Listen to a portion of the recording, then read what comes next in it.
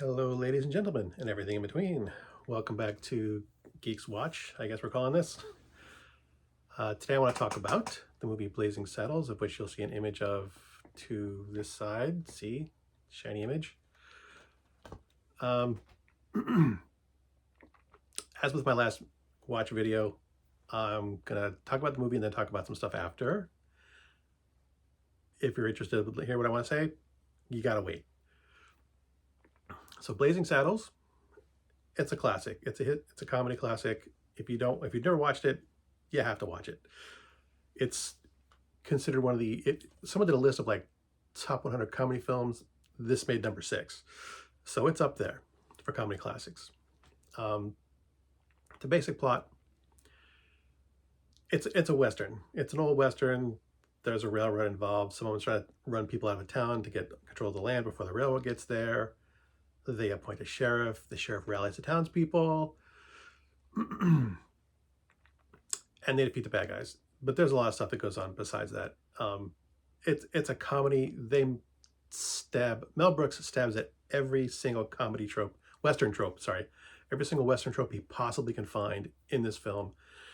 There's a ton of anachronisms, a ton of breaking the fourth wall. There's lots of self-referential stuff. There's stuff that references other things. There was an actress who sued the film for using a name that was similar to hers in one of the characters. and there's a character in the film that says, hey, and makes a reference to that saying, hey, this is 1874. Nowadays you can sue her. There's all kinds of stuff.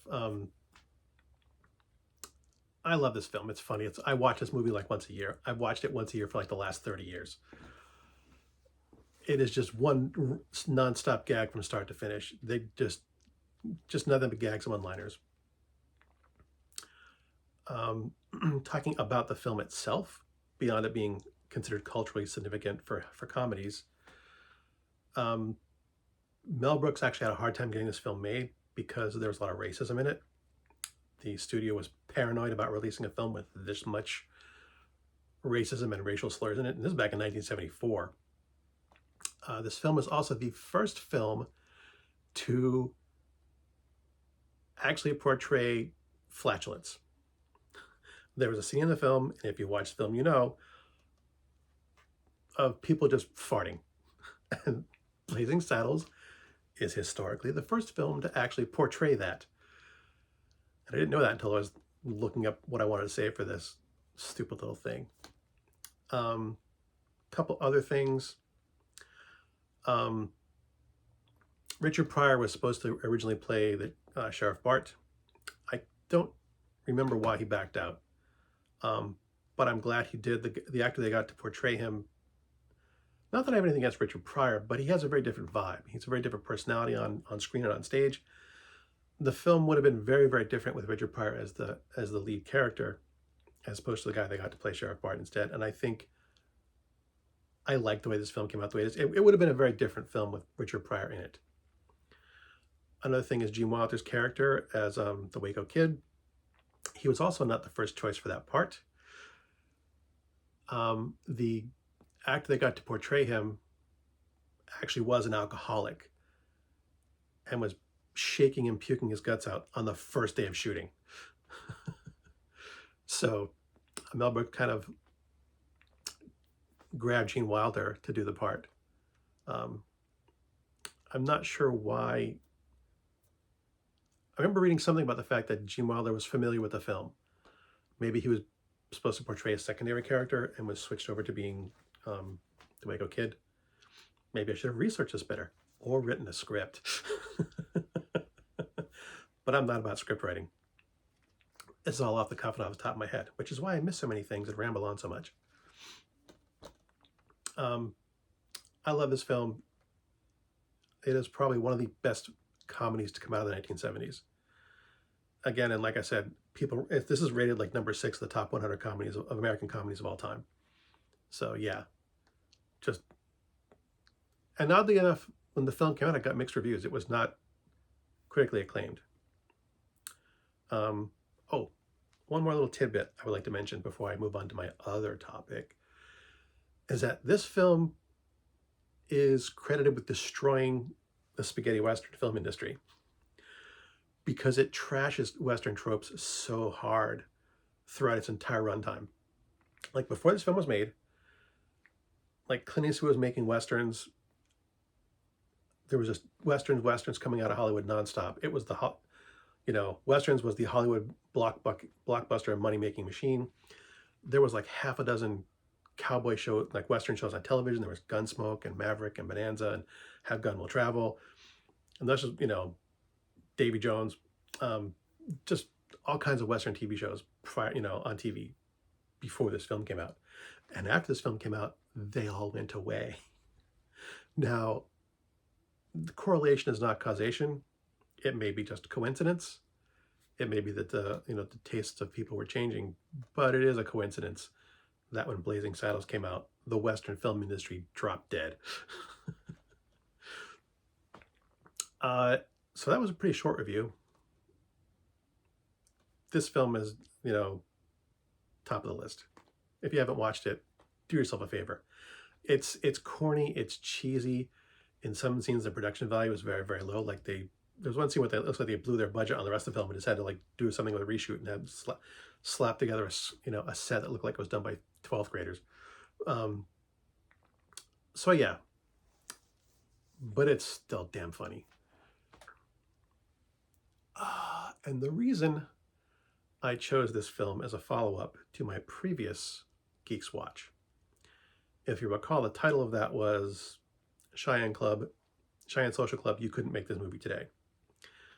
The reason this is part 2 is because when people say you couldn't make that movie today, they frequently reference this one.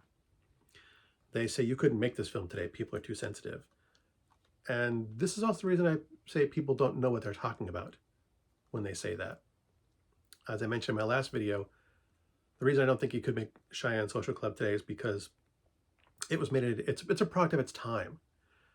A lot of things that made that film work and made it cute and funny wouldn't work today, because that film was made by people who were around when the Hays Codes were in place, people who were used to making films where you couldn't talk about things, you couldn't make references to sex, you couldn't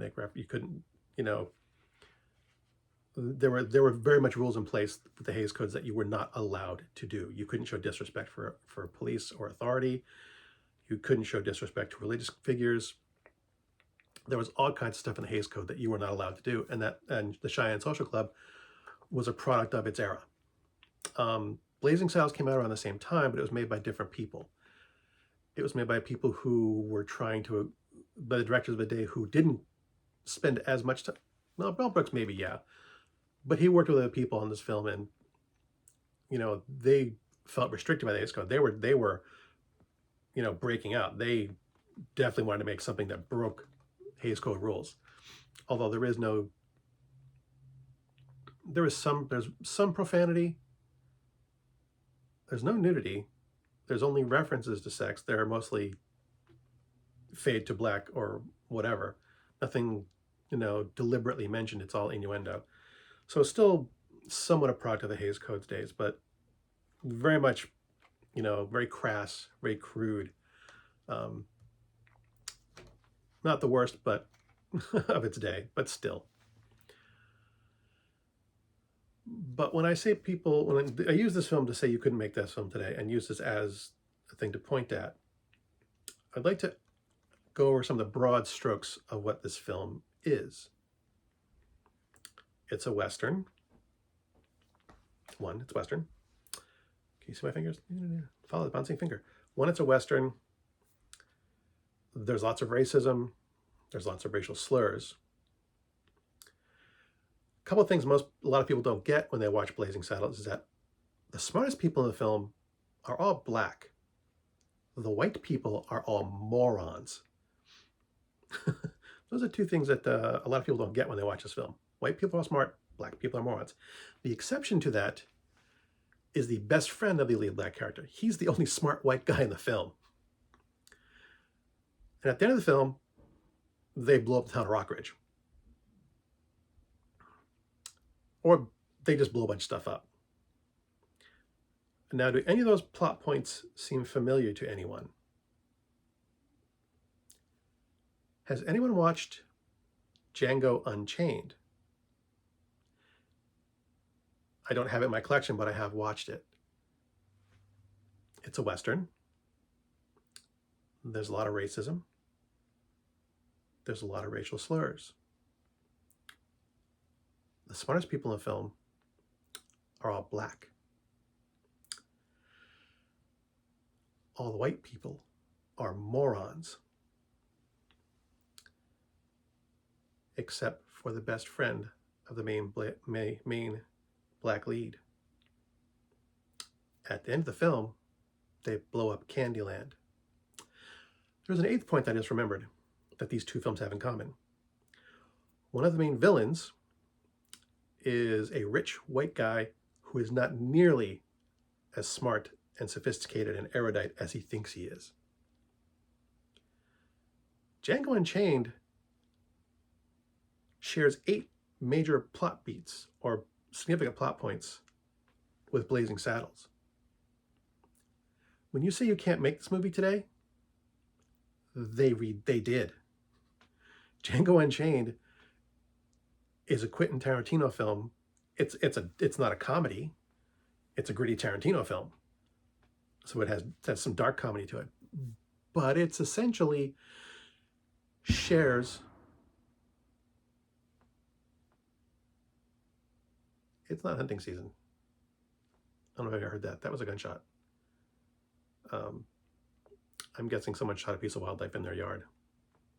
Sorry about that. It derailed my train of thought. Anywho, back on my point. Django Unchained shares at least 8 major plot beats with this film. When you say you couldn't make this film today because people are too sensitive, Django Unchained proves you wrong. Too many people out there who say you couldn't make this film today don't know what they're talking about, or they're upset that they can't be as racist, misogynistic, and insulting easily as they used to. They don't want the back, Yes, the purity police exist, but they have always existed. When I was 18, the PMRC tried to censor rock and roll. They got Washington involved. They tried to actually have legal action by the government taken to control the music industry because they thought it was harming our children. And this wasn't conservatives or liberals. It was a bipartisan effort by both parties. Both Democrats and Republicans were on board with this. And, there was a lot of I won't get into that. There was a huge problem. But again, when I was a kid, they tried to shut, parents were against D&D. The people, when I was 18, when I was 15, younger, they were burning rock and roll records. They were burning novels they didn't like. They were sending letters to the editor of newspapers and bookstores and radio stations and TV stations. There were episodes of Star Trek that were not aired in certain areas. 20 years ago, there were episodes of the Ellen DeGeneres sitcom that were not aired in certain areas. That was 20 years ago. Or more, however, I have no idea when that show was on. But the purity police have always been there. To repeat myself, the only difference is that Twitter exists, and they're able to magnify their voices. People have been trying to censor people they disagree with since the dawn of time. Today is no different than yesterday or 40 years ago. Again, the only difference is social media, which allows them to magnify their voices. So I do agree it's a worse problem today, but not by a huge margin. I would be interested in hearing your thoughts on this. If anyone watches this video to the end, if you like this video, there is something wrong with you. And seek therapy. No, that was harsh. Not there's something wrong with you. Maybe there is. But no one should like my videos. Or subscribe. And I want to ask you to. But if you did, thank you for watching. And until next time, good hunting.